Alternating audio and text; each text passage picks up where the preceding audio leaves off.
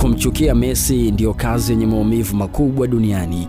Tunatamani kuelezea uwezo wa Messi, lakini tatizo viburi. Salimieni watu, tunatamani mngejua hata robo ya uwezo wake, lakini ubishi wa kumtetea mbuzi wa Ureno vinafanya msioni mengi matamu. Kazi yenu ngumu kumtetea mbuzi wa Ureno. Tungetamani nanyi muonje hii ladha angalau kwa uchache tu, lakini ndio hivyo, iwezekani. Mnakosa raha wazee, mnakosa maana halisi ya mpira. Hatujui tutumie lugha gani kuelezea kuhusu Messi. Pengine tunatumia lugha ngumu au mnakaza fuvu.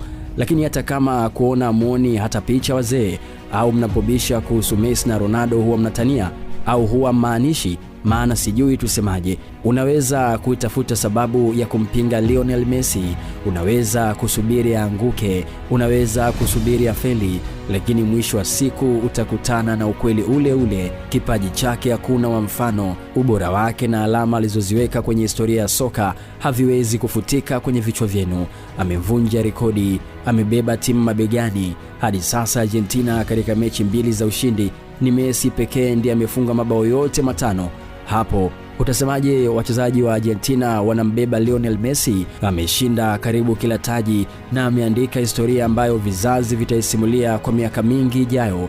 Wakati wengine wanatumia muda kuitafuta sababu ya kumdharau Messi, Messi anaendelea kuacha urithi ambao hata maadui zake wanashindwa kuupuuza. Ndio maana kumchukia Messi ni kazi ngumu sana, kwa sababu kila unapodhani umeona mwisho wake, anakupa sababu nyingine ya kusimama na kumpigia makofi.